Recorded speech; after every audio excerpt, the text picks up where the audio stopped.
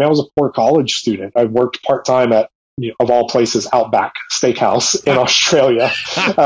Yeah.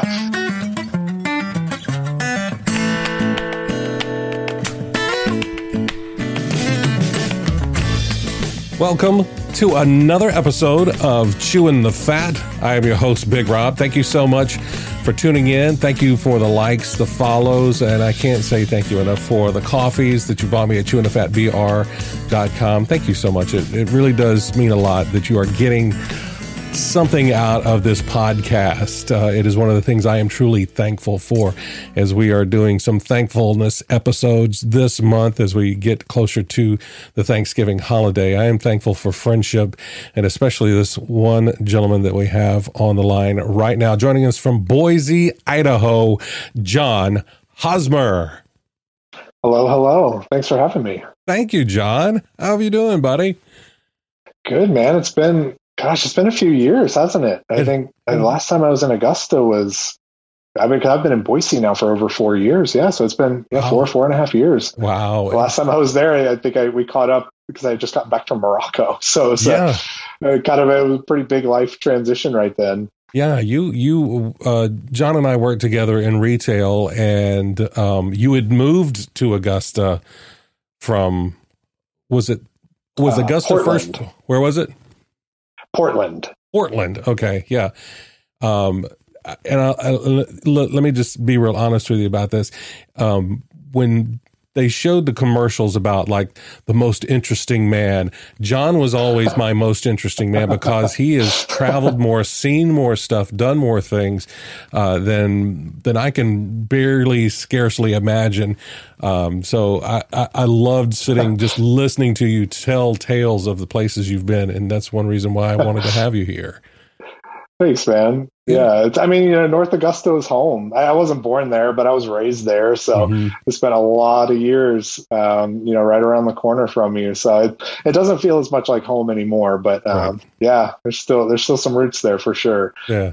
That is so cool. So, so you left from Augusta and you went to Boise, and so that was the direct. So that's where you've been the last 4 years. Yeah, right?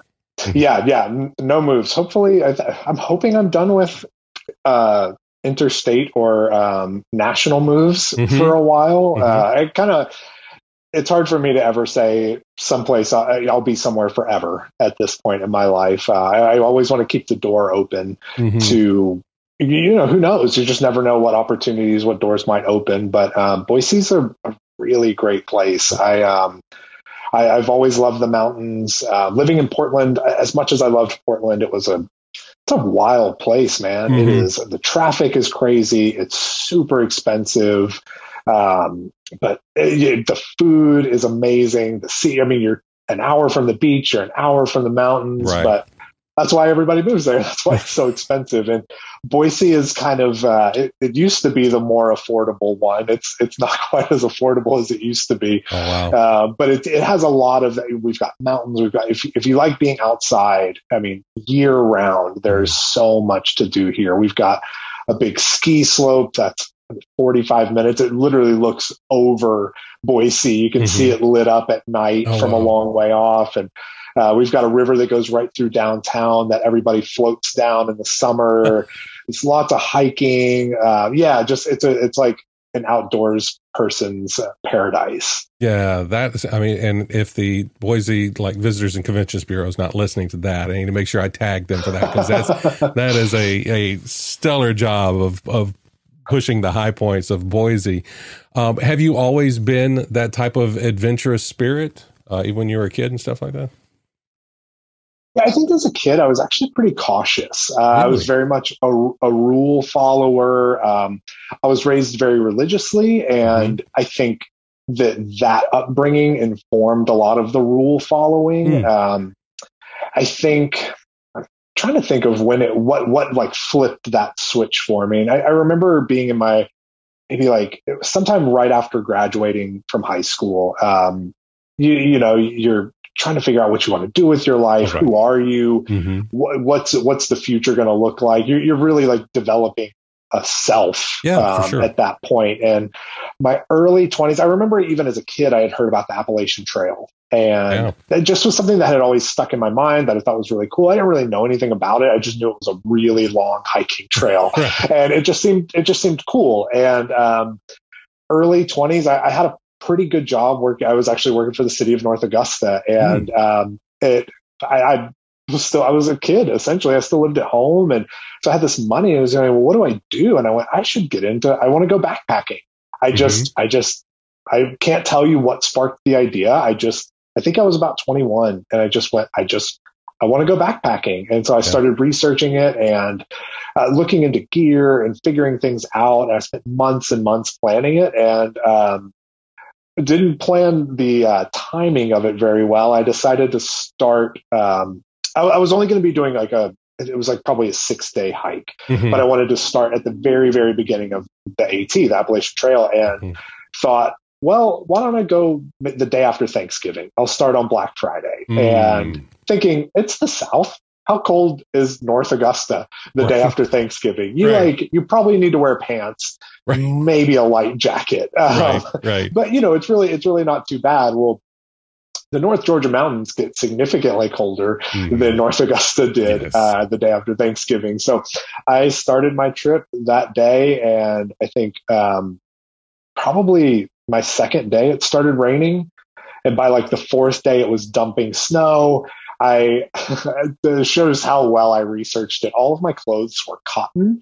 I had bought I thought pockets were more important than material. So I had bought like some cheap pants at Walmart that just had a bunch of pockets. And then I hiked through the rain for 2 days straight, and which had then turned into snow, and my clothes literally froze on me. Oh, wow. Because I had some layers on. So, I wasn't getting frostbitten or anything, because we're not talking negative temperatures. It was probably high 20s or something like that. I mean, which is still cold. Still don't get me uncomfortable. wrong, but that was, surprisingly enough, that was really the thing that I think flipped my adventure switch. Everything went wrong. I mean, everything went wrong. But there was this feeling of the day it started snowing. It started snowing while I was still asleep, and I had my biggest day that next morning that I had to start, and it was going to be 15 miles, and it snowed the entire time. I mean, it probably snowed 6 inches, and to be in I pushed myself to a limit that I didn't know that I had. But when you're out there and there's nothing you can do, there is no tap out. There is no quitting. There's no roads. You just have to keep going. And putting yourself in a position where it's a cliche, but quitting was legitimately not an option, because I mean, what do? I just stop for a little while. I still have to get up and get all, I mean, I had 50 pounds of gear on my back.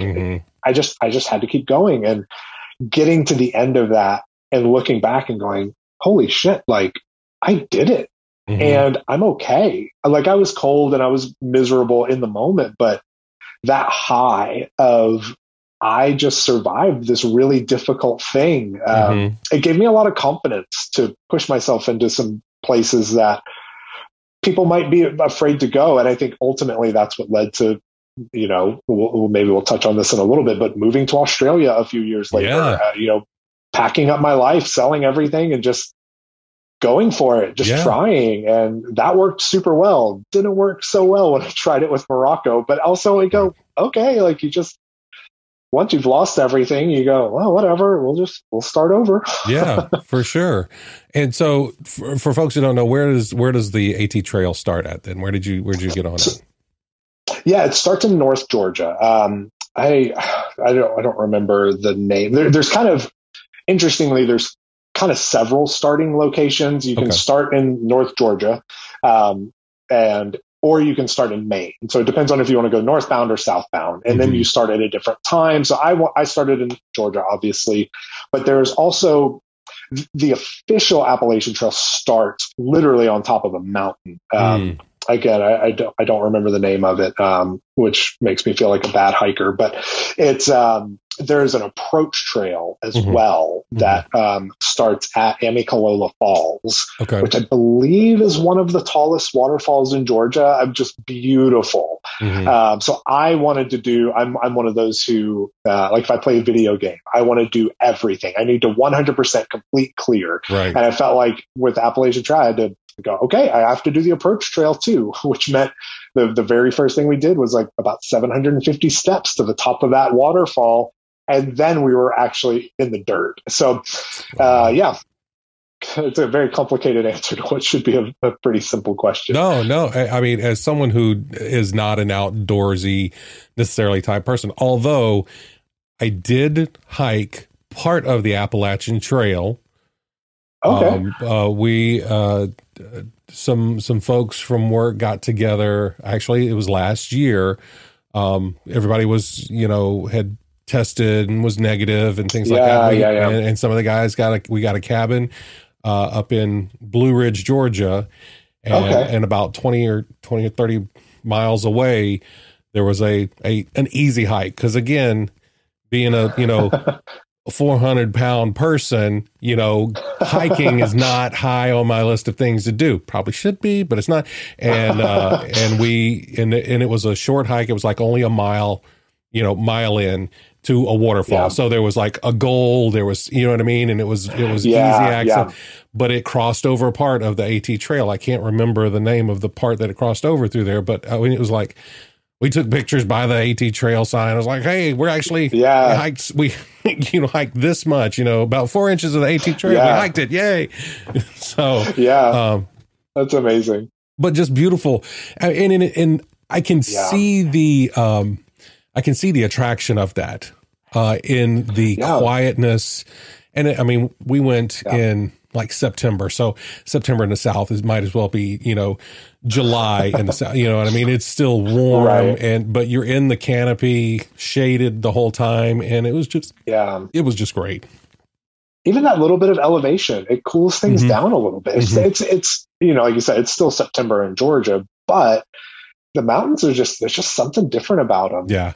And I've always been a mountain fan. Like, people are, usually polarized beach people or mountain people. I've always been a mountain person, Same. Because I don't know what's in the water. I don't want it touching me.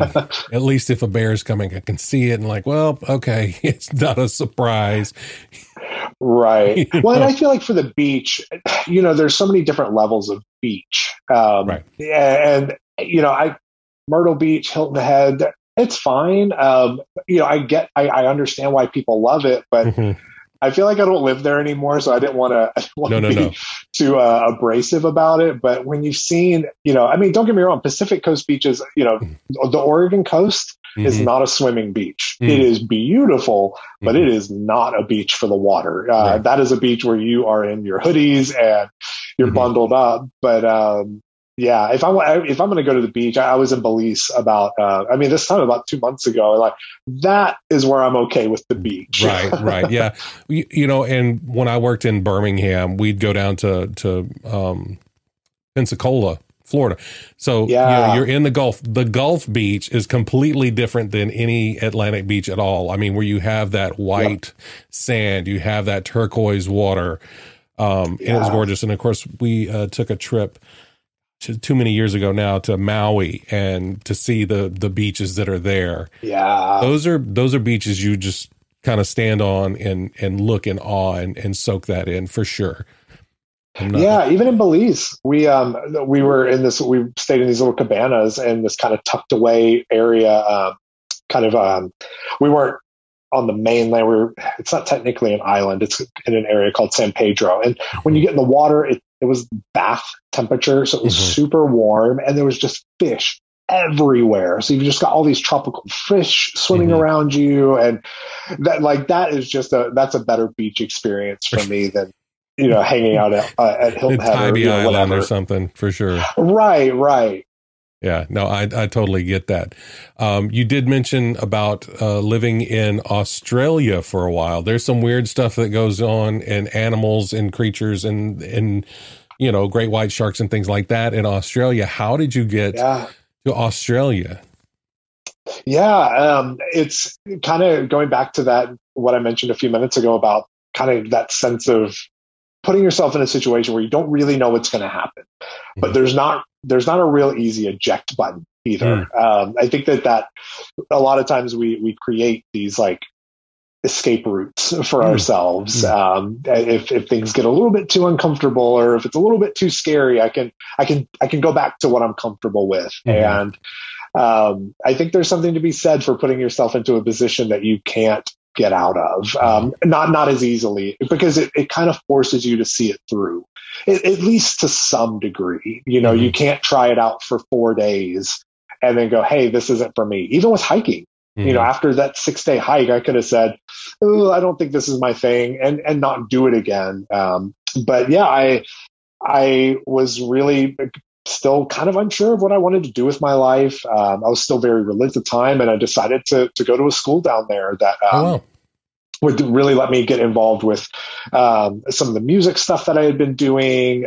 It was really aligned with like my religious beliefs at the time, and this was the summer of 2010. So I mean, it's been almost 11 and a half years ago at this point. I was 25, single, just trying to kind of figure my way out. And this school it just kind of created it gave me the reason to go, if you will. It's a lot harder to just say, well, I want to move to another country when you don't have a job, you don't have a community, you don't know the culture, any of those things. Like, moving someplace where you don't have to learn a new language made things a lot easier. And then having school was the purpose. They organized my housing. There was inbuilt community. Oh, wow. It was, in a sense, it was a kind of an easy move. Even though it was a big move, it wasn't an overly difficult move. And yeah, it was tough, but I thought I'd be there for a year, maybe 2, and ended up staying for about 4.5. And that was in the same way that hiking the AT really kind of created that sense of I wanted to explore more. It kind of opened my eyes. I imagine even when you were out there, there was that sense of you get to that waterfall and you go, oh my God, this you can't just pull off to the side of the road to find this kind of thing. You have to go look for it. And so what that, I think ultimately the kind of the common theme through all of it is that sense of like experiencing life is like, I kind of like cracked something open inside of myself that went, there's a lot of life out there to experience, and I want to experience as much of it as I possibly can. The good, the bad, whatever. I want to experience it. And I remember planning that trip and preparing for it. I prepared for over a year. I remember getting down there and realizing that I had kind of maybe some of the people that were on staff at the school were like, oh, you're John Hosmer. I was like, oh, I was probably kind of annoying you guys, wasn't I? Because I had a lot of questions. But I got down there and realized that kind of like really opened that crack up a lot, because it went, oh, I'm not the guy who moves to another country on the other side of the world. That just wasn't me. So I grew up in a small town. I worked for a Parks and Rec department. Not that there's nothing wrong with any of those things, but I didn't think I was the guy who was going to do the things that I was doing. Yeah. And then I got there and I went, I can be whoever I want to be. And not in the sense of like, let me try out different personalities, but as I'm sure you get it, when you stay in the place that you were raised, there's a lot of expectations on who you are. And those expectations may not always line up really well with who you think you are, but it's really hard to push out of those boundaries, because suddenly it might start costing you friendships or family relationships. There can be a really high cost to being true to your authentic self, and moving like that actually kind of gave me a clean slate to just be the person that I wanted to be. And it wasn't that I'm embarrassed of who I was, but I just didn't feel like I was truly who John was meant to be. And that clean slate let me kind of you get to start being a lot more careful. It's like moving into a new house. You can kind of go, wow, I really didn't like these things about my other house. I'm going to be a lot more careful. I'm going to really think about the paint colors I want to use. And I'm going to think about the layout or the theme I want to have in this house. And that's the approach I took with who John was becoming. Because I mean, really, we're always changing, or we should be. We should always be growing. And that just gave me that chance to really experiment with that, and learning that this overseas travel thing wasn't as scary as I thought it was going to be. Right. And I started I remember after a couple of years being down there, I was still really into backpacking and hiking. So I was camping a lot. And I planned another hiking trip that was going to be solo. I wasn't going to go with anybody. I was going to do it on my own. And it was in Tasmania, which is a state of Australia, but it's island. So it's off the very southeastern coast. It's pretty close to New Zealand, just in terms of latitude and longitude and all those things. But yeah, I did that alone. And I was down there for about 10 days, and I planned it all out. The hike itself was only about 7 days, but I remember that was another one of those moments in my life that I remember finishing that hike, and I had spent nights completely alone. There was no one else in the shelter and that's a really unique experience to be on an island south of Australia in the middle of the wilderness with nobody. The silence and the quiet. There's just nothing like it. And all of those things, they just kept building up confidence. And then I went, well, shoot, if I did that, where do I want to go next? And so I just started planning trips, and, I went to Europe and I went to Dubai, and I was a poor college student. I worked part-time at, of all places, Outback Steakhouse in Australia. It was not started in Australia. It started in Florida, which seems very appropriate for some reason. But that, just being a server and a waiter part-time, I was able to save enough and live cheap and take trips and go see things and experience things. And again, I mean, I did it cheap. I was crashing on couches and all of those kind of things. But at this point, I've done enough of those trips that I don't even think about it. If I see a good deal, I mean, COVID has kind of shifted some of that a little bit because it's not as easy to just, there's a lot more considerations, but it just removed a lot of the fear. You start to realize, again, it's cliche, but people are just people everywhere you go. That you're going to run into rude people, and you're going to run into people who want to scam you. But you're also going to run into a lot of really nice people who are going to go out of their way to help you so that you can experience their culture in a really positive way. And as you were talking about being able to discover yourself, I totally understand what you mean by, like, when you're in that place and you don't go beyond the borders of the town or whatever. It's like you've stunted yourself, you've pigeonholed yourself, or you've allowed other people to pigeonhole you into what the expectations of you are. I mean, I've worked at places like that where you start on one level and you've worked your way up, but because of people that was there when you started at the bottom level, they always think of you at that, that lowest rung. They can never give you credit for the work you've done to advance yourself. So sometimes you just have to leave, go somewhere else where they don't know you, and they bring you in at that level that you've worked for. And then you can keep going from there, and it's amazing to see that type of, like, even just respect that you start to have for yourself because you look at yourself in a different light. Totally. Yeah. It's just and I don't even think it's clearly not a conscious thing that any of us do, but when you just stay in the same place that you've always been, this is exactly what happened to me. Is I didn't know that there was other things. I kind of thought everything was just pretty similar everywhere until you get out and you start going, oh, there's no Chick-fil-A in Australia.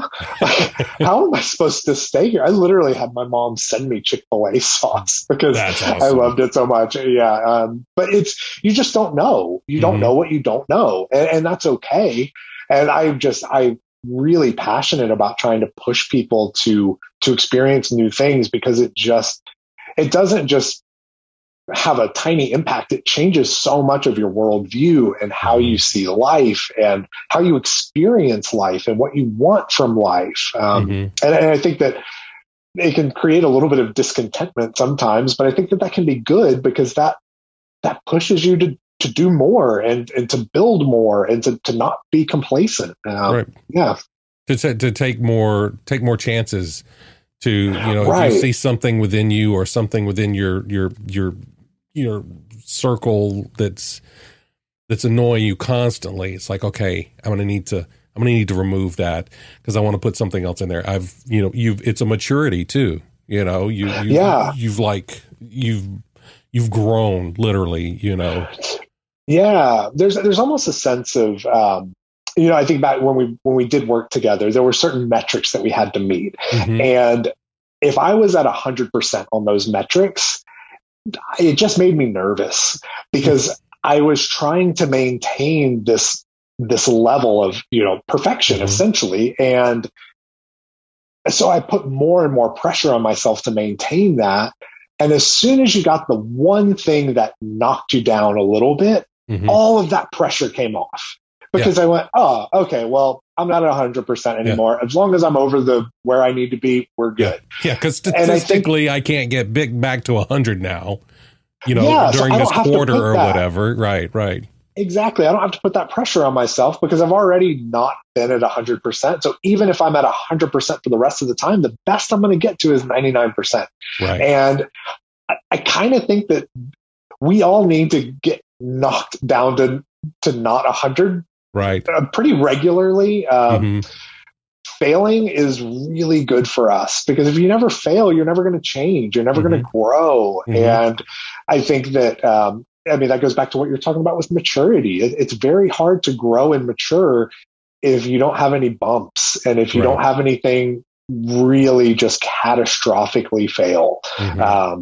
As miserable as it is when you're in the middle of it, the growth on the other side of those failures, I can't say enough about it. Yeah. And, and I'll say this from a different perspective, as a father whose son just got married and is now living in Plint, England, outside of Loo in Cornwall, and that he moved to marry and he's been gone for, 3 months now. And I love him and I love Holly and, their marriage, I hope lasts, a million years.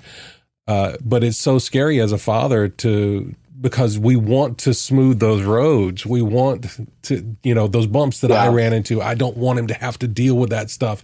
And when he doesn't listen, it's like, if you would just listen, you could avoid this thing. But, so I'm having to come to grips with what you're saying, that, you're right. There are times that you can only learn the lesson when it's you learning the lesson, Yeah. And, it's one of those things that muscle to grow, it's got to be strained. It's got to be, allowed to relax some too. Those rest days, you've got to give it some time to recover and then it can grow back stronger.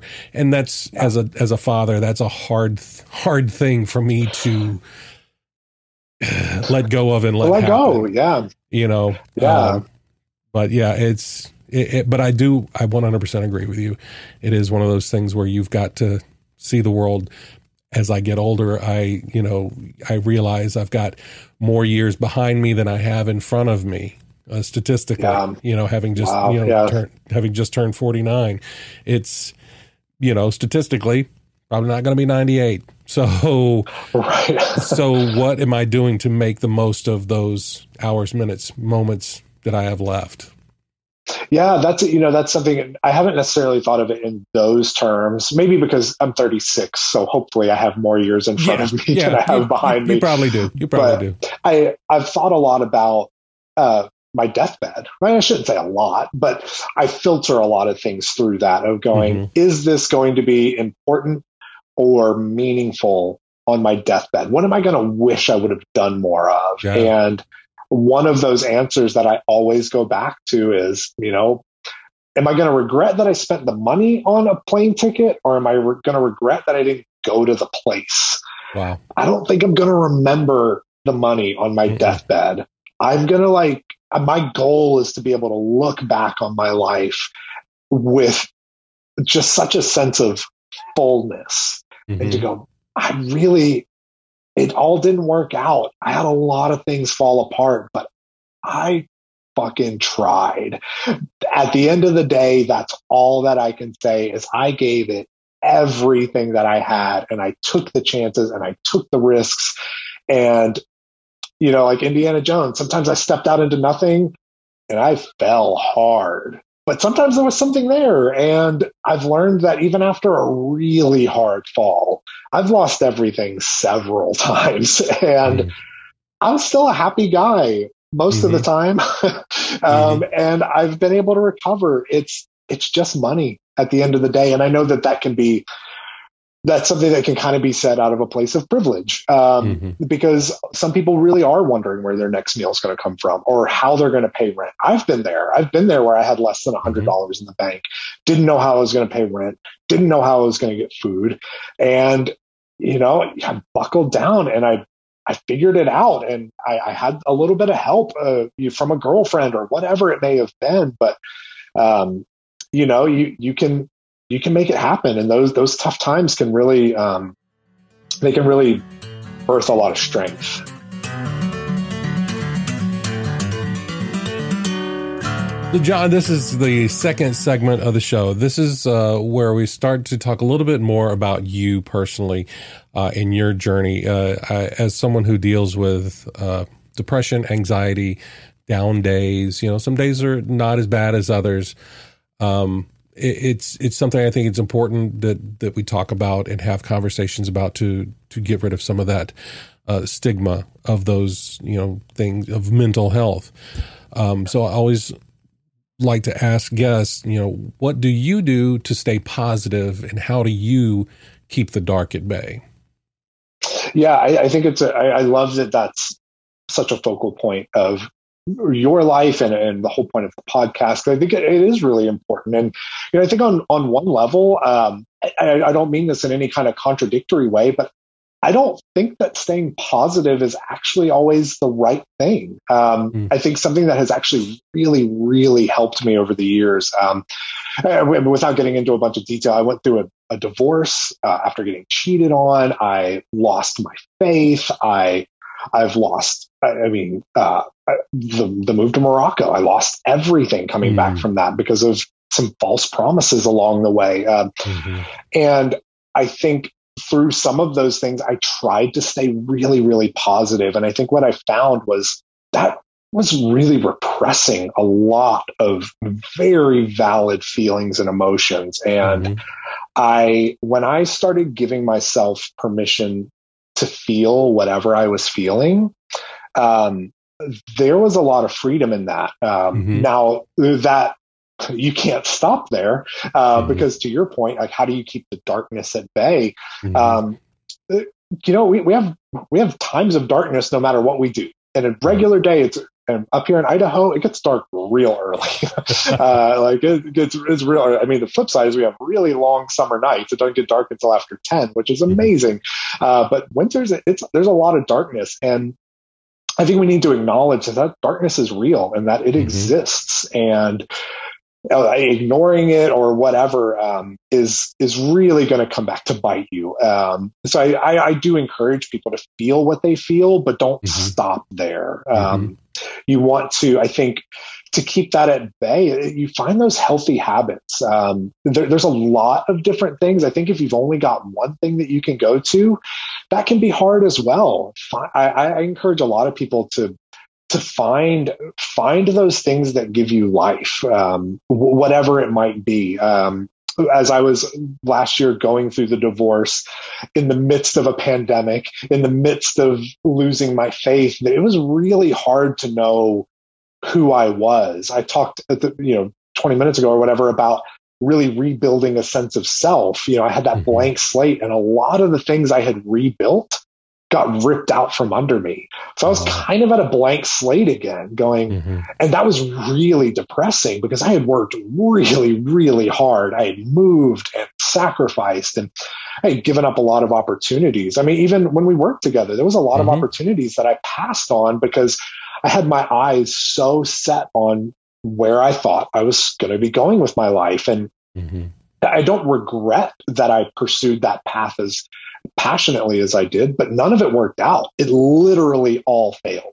And that was a really dark time. And excuse me, I think at some point one of the things that really stands out is I just got tired of being so sad.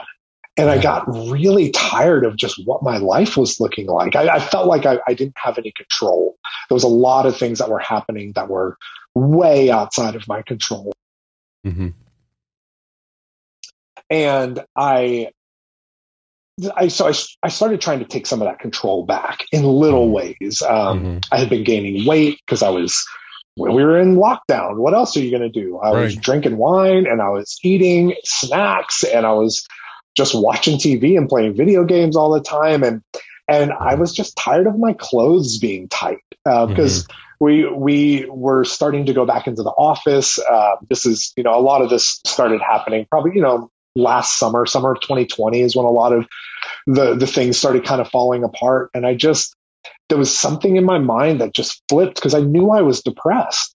And I wasn't motivated, and I didn't care about anything. My job, I work in corporate recruiting. So what a great career to be in the midst of a huge recession when nobody wants to hire. My job was, I wasn't doing well there, through no faults of my own, but I still was not being successful in my career. My marriage was failing. I wasn't healthy. I just didn't know what I was doing. I didn't know who I was. And I just started going, I've got to find something that makes me happy. And I just started trying things. First thing I tried was, football season was just starting, and I was like, maybe I should try to get into sports. That maybe that's a community that I can engage in. And I tried, and I just went, I just don't care. It's fine. I'm pumped the Braves won the World Series. Super pumped. Didn't watch a single game. Right. Haven't watched a game, and I don't know how long. And I think that was another thing of giving myself permission to also quit something.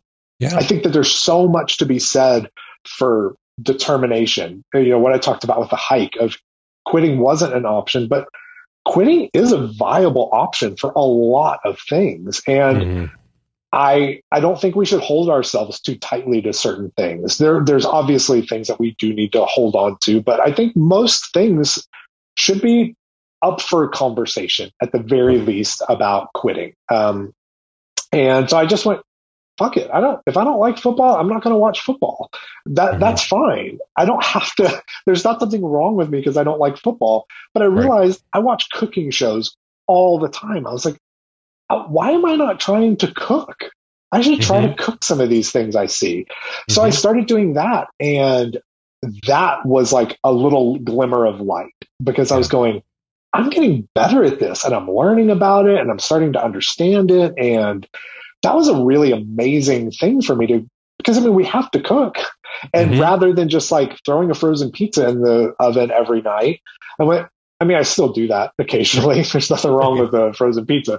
But I wanted more, and I wanted to experiment. That's part of the reason I travel as much as I do is I love food, and I love trying new food and different things and experimenting with it on all sorts of levels. And so that was that little glimmer of light that started to help kind of keep the darkness at bay. But then at the same time, I had this divorce looming. I knew that my marriage was ending, and I was going, shit, I'm gonna have to start dating again. How am I going to do this? So I went, I need to get myself together. And so I started going to the gym again. I very consciously did not start dieting because I decided I wanted to change my lifestyle. I didn't want a quick fix. So I just stopped drinking a bottle of wine every day and started just drinking less than that, maybe it was still 2 glasses or whatever. And I just said, you know what, I want to be in the gym 3 days a week. Sometimes we kind of all have that vision of what we see as success. And I went, why am I was just waiting for success to like fall in my lap instead of creating it for myself. So I started going, the people that I look at and admire, they take care of themselves and they dress well and they're in the gym. They've organized their life to where they can exercise several days a week and they prioritize that. And I went, I want to be the guy that's in the gym. I don't have to be the biggest. I don't have to be the strongest. I don't need a six pack. I just want to be healthier and stronger. And that with the cooking and those kinds of things really started making a difference. And I think it was that routine because you don't see results right away. I wasn't a great cook immediately. I didn't lose 20 pounds overnight. It was a lot of effort and time, but the consistency made such a big difference because even if you're having a really shit day, if you're consistent with whatever your darkness pusher is, it will eventually make a difference. And because you have that foundation of those habits to fall back on. And for me, if I was having a really bad day at work and everything was going wrong, I got to that point where I could go, I just need to go to the gym, not because I love it, but because it's who I am and it's what I do. And after several months of that, the gym has become a place for me that is life-giving and it does make me feel better. And I've had a crazy work week this week and I'm in the process of getting a new car because my old car died. So I haven't been able to go this week and I genuinely miss it. I was literally on my way out the door to go today and I just went, I literally just don't have the time for this. I cannot get away from this. And where I was a year and a half ago, it didn't take any effort to make an excuse to not go do something. So I think whatever that looks like for somebody, I think it's just really important to find those things. And there's more things that I do. I could probably talk for hours about some of this, but I think that finding what works for you and having a light at the end of the tunnel, I cannot stress how important that is.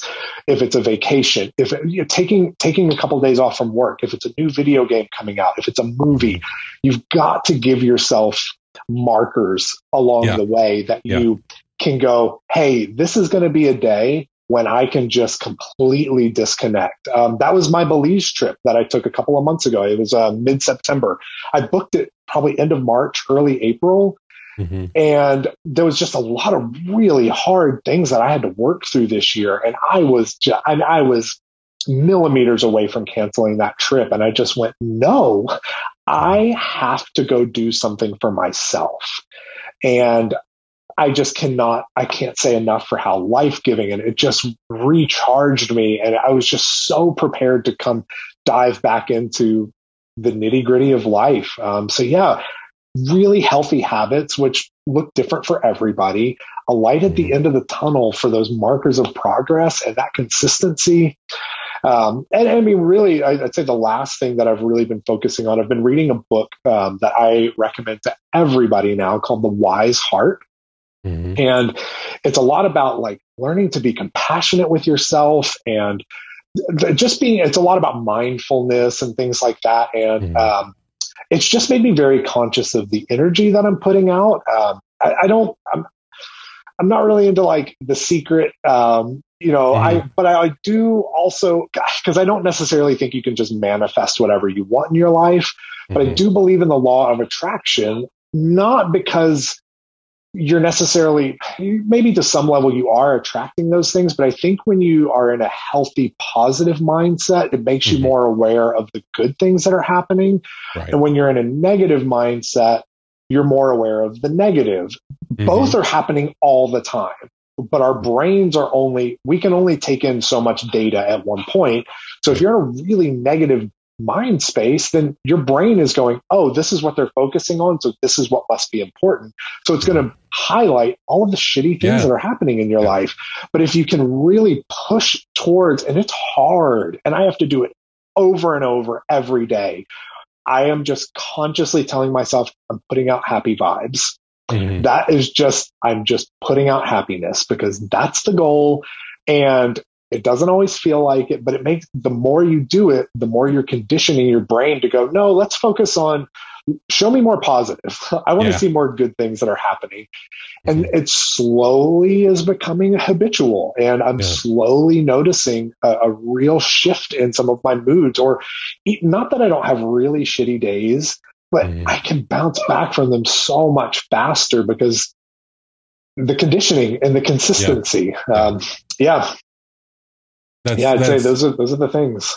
That's kind of like the, people talk about the algorithm in like Instagram and stuff like that. The more you put in your search bar, the more things that come up that they're suggesting to you. So if you're searching for negative things, it's going to suggest, your brain's going to suggest more negative things to you. If you're searching more positive things, it's going to present more positive things to you.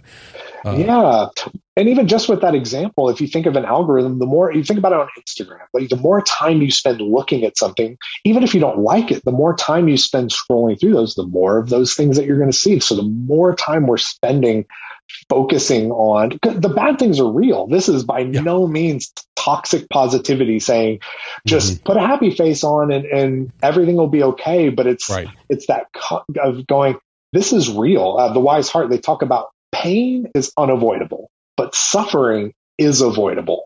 You do not have to sit in suffering. I can't control the things that have happened to me that have been really traumatizing and painful, but I can control my response to those things. And sometimes my response just needed to be sitting at home, weeping and sobbing for what I had lost.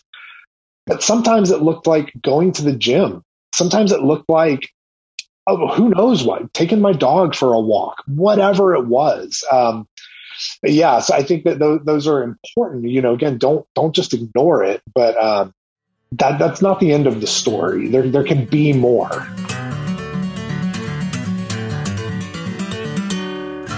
All right, John, this is now the third segment of the show. A lot of folks like this segment as their favorite. A lot of people get stressed out about it, but it's time now for the Fast Five, Fast Five, Fast Five, Fast Five, Fast Five. Sorry, I don't have a theme song for that yet. I'm still working on it. No, you do. You just sang it. Workshopping some stuff. But it's the Fast Five, powered by Pod Decks.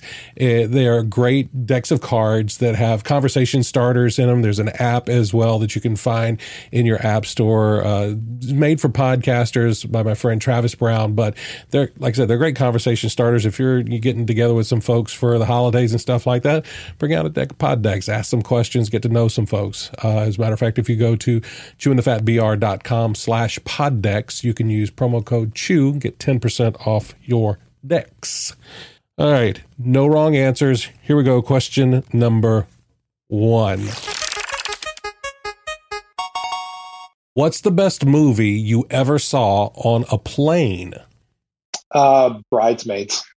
Yes. First time I ever saw that movie was on a plane, and it was like an overnight flight, and I had to literally hold my hand over my mouth because I was laughing so hard that I was worried I was going to wake up all of the people who were sleeping around me. That's awesome. That's awesome. That would be a great, and of course there's the scene where they're on the plane and she's convinced about the federal marshal and all like that. Yeah. Oh, that's hilarious. Yeah. And I mean, when they were trying on the dresses and Maya Rudolph is in the middle, I mean, I just dead. I was dead. Is this happening? This is happening. Yeah, happening. She's shitting in the street. Yeah. All right. Question number 2. You're given one wish, but you can't use it on yourself. What would you wish for? Oh, what a good question. You always want I wish for more wishes. Truthfully, though, I would genuinely wish I wouldn't even know how to say it, but just for an end to suffering, world hunger, the lack of access to water, the just insane amounts of poverty. We've got these fucking assholes taking themselves to space when they could be like solving humanitarian crises that are all over the world. If I could do that would be it. That's a very noble wish for sure, to end suffering for sure. All right, number 3. cake or pie? Pie. What kind? Too easy. What kind? So something I'm going to introduce you to. Have you ever heard of a Marionberry? I think so. He was the mayor of Washington, D.C., right? Maybe, but this is an actual berry I'm talking about. I don't want a people pie. But yeah, so Marionberries they're the only place I've ever seen them in my life is Oregon and Washington. There's something about the climate up here that just, even Idaho, I don't know if they grow here super well because we're high desert. But a Marionberry pie, unbeatable. It's like a I think it was a berry that was like bread. Is that the right word for what you do with fruit? But created from, it was either blueberries or blackberries. I think it was blackberries, but just best pie I've ever had in my life. There's an ice cream company called Tillamook.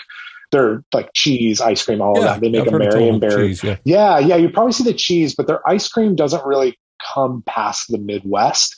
Tillamook is a town in Oregon, right on the Oregon coast. You can go to the factory and like try everything, but they make a Marionberry pie ice cream that has like chunks of the Marionberries and then pie crust.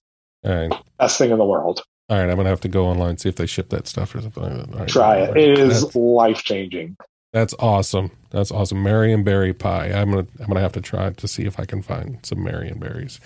Yeah. All right, question number 4. And we're talking more food here. Have you ever traveled somewhere just for the food? No, I don't think I've traveled only for the food. But the food is always a reason for me to travel. Yeah, but like I have like Japan as a place that I really want to go for sushi. And so I try, whenever I do travel, I try to really, really lean into whatever the cultural food is. Like in Chile, I ate like ceviche and things like that. Really fresh fish and fresh made. Belize, I was only drinking like local beer and trying whatever. I went on a food tour that was all of the local stops. So I love trying local food, but I think it's, not specifically for that yet. Not yet, but Japan and sushi is on the bucket list. It's up there. There's probably other. I really want to go to one of Gordon Ramsay's restaurants. Oh wow! and just try some of his food, especially his beef Wellington.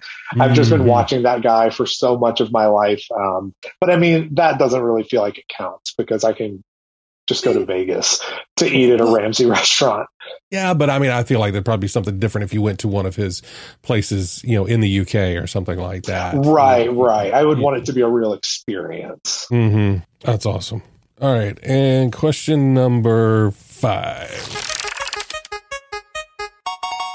If someone made a movie about your life, who would play you? I always say this in 2 parts. It's like, who do you think would actually get cast to play you, and who would you like to play you?